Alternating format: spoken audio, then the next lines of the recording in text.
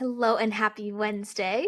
Today on the Busy Bride podcast, I'm coming to you solo about a trend I've been noticing recently: non traditional wedding parties. And by non traditional, I mean literally anything but the standard siblings and friends group that's been commonplace for as long as I can remember. Let's get into it. Hello and welcome to the Busy Bride podcast. I'm your host, Gabriella Marie, and I created this podcast to help you research vendors and learn valuable advice as you plan the most special and true to you.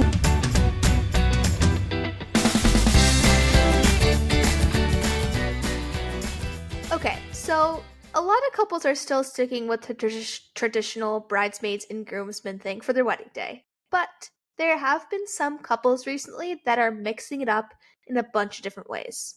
So I'm going to go down a list of 4 things I've seen as a wedding photographer, both in weddings I've personally photographed and on the wedding algorithm on Instagram, because I'm literally never leaving that thing for as long as I stay in this career path.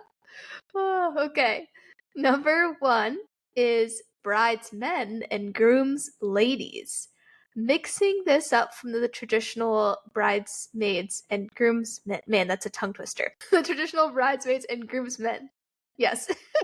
Mixing it up is a really fun thing to do. If you and your partner have a lot of couples friends, or if you have siblings or really close friends of the opposite sex, it's just a fun thing to say, hey, we don't care about this tradition. We just want to have the people we love close to us getting ready and standing by our side on wedding day. I had a couple last year take their close friend group, which is filled with couples and a lot of different people, and split it up with a mix of boys and girls on each side. So the girls still got ready together and the guys still got ready together, and the bride still did a dress reveal with the bridesmaids since she was friends with all of them. But for standing up at the ceremony and for all of the formal group shots for the wedding party photos, there was a mix of bridesmaids and groomsmen on either side of the bride and groom. So that meant there were bridesmen and grooms ladies. So this worked super well because they were all one giant friend group. And needless to say, these wedding party photos were super fun to take. We set aside a little bit more time for these because there was a mix of so many people that wanted photos with both the bride and the groom and together, which is really fun, and I really enjoyed having that time set aside. So that's the first one: bridesmaid, men and grooms ladies. Also, I'm remembering now. I forgot to write this down when I was prepping for the episode, but the year before that, I had another wedding have bridesmen and grooms ladies. This was more of a sibling thing. They had siblings of different sexes, and so they just had their siblings on their side, which was really fun. And they all stuck with a similar color pattern. The color for that wedding was lavender, which is really pretty. It was a fall wedding, and it worked really well with the early fall colors of wildflowers in the area, yellow and white. So it was yellow, white, and purple, but the all of the wedding party members wore some sort of purple, which is really pretty. So I love that as well. And again, it had a sense of camaraderie together, and it was really cool to have a mix of both people on both sides. I even do this sometimes for standard wedding parties with bridesmaids and groomsmen for photos because it looks really cool when you mix people up. I have half the bridesmaids go to the groom side and half the groomsmen go to the bride side, and all kind of jumble together for some really fun, high energy photos. So it's a thing already in photos, so why not have it be a formal thing for your wedding party? So that's the first one. The second one that I've seen is a family only wedding party. If choosing some friends, but not all of them, to be in your wedding party makes you want to vomit, then consider doing a family only wedding party. I photographed a wedding last summer just like this. The bridesmaids were comprised of, I think, a sister in law and some close cousins, and then the groomsmen were brothers or brothers in law. So the couple still got photos taken with their friends at the cocktail hour. So they didn't miss out on photos with people they loved, but they just kept it within their family for the getting ready moments and then standing up at the ceremony. And then beyond this, the bride still had a friend group that she really wanted a group picture with. So she had them wear dresses that matched her detail colors, which were yellow and pink and peach, which I love so much. Those are my brand colors. And so she got a group photo with them, and it was a special way to include her friends without inviting them to be in the wedding party by saying, hey, I would still really love a group photo with you guys at the wedding because I love you so much. These are my wedding colors. I would love if you would dress in this dress code so we can get a really cute, aesthetic, matchy picture together at the cocktail hour. So that was really cool. And I really enjoyed that. And this was like a standard wedding size too. Like I'm so bad at estimating numbers. Maybe like 150 people, something like that. I don't know. Like it wasn't an intimate wedding, but it was still really fun to do that. So that was the second one, this family only wedding party.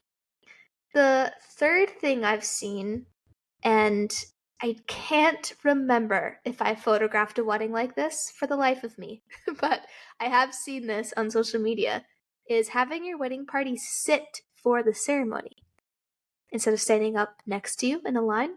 And honestly, I kind of love it. As someone who's been in a wedding party, multiple wedding parties, yeah, it's kind of hard to see the couple when you're standing up there in a line.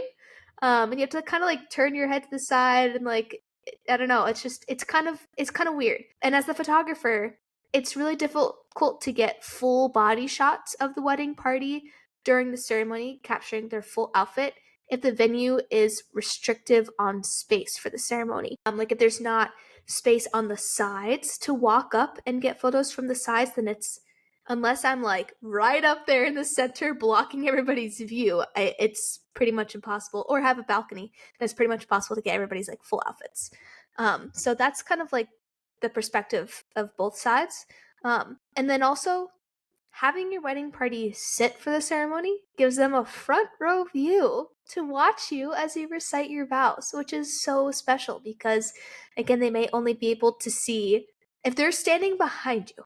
Like if your bridesmaids are standing behind you, they don't get to see your face. They just get to see the person you're marrying. Like, which again is great, but like if they're sitting, they get to see both of your faces, which is so sweet. And they want to see both your faces because your wedding party is filled with people who love you a lot. So that's something to consider. And then in the photos of your ceremony, it's just you and your partner up there, which draws the focus of the photo to you guys in the center. It is cool to have your wedding party in their coordinated colors standing up there beside you, but it does make for a very busy photo, if that makes sense. I love the simplicity of just having the bride and groom up there.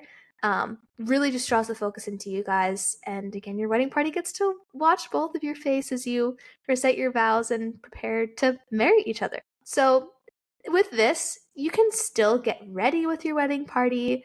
You can still do fun wedding party photos. You can still have them walk down the aisle. You can still have them enter the reception. You can still have them sit with you at reception. You can still do all of the wedding party things.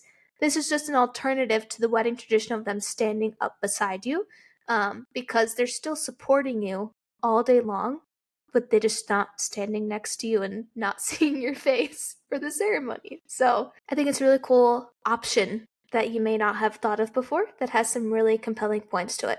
So that's the third thing. And then the fourth wedding party, non-traditional wedding party I've seen is no wedding party at all. So with no wedding party whatsoever, you don't have to choose people and have people be sad by saying, no, you're not in the wedding party. There's just no wedding party. So you can still invite people to get ready with you if you want, or you can, if you're like super introvert, then you can not have people get ready with you. You can still ask the photographer to take individual photos with friends or group photos with friends. That just won't be people standing next to you up at the ceremony or entering the reception in front of you or walking down the aisle in front of you. This is a super common thing at more intimate weddings, because at some intimate weddings, if you invited your siblings and all your best friends to be in your wedding party, it would be like a lot of your guests. So this is definitely more common for intimate weddings, but it is a more common thing to do nowadays. Just have the day completely be focused on you and your partner promising forever to each other, and still getting photos, still having fun with your friends, just not having them be a formal wedding party member. So I hope you took something away from this super short episode and learned something that you can take with you into your wedding day.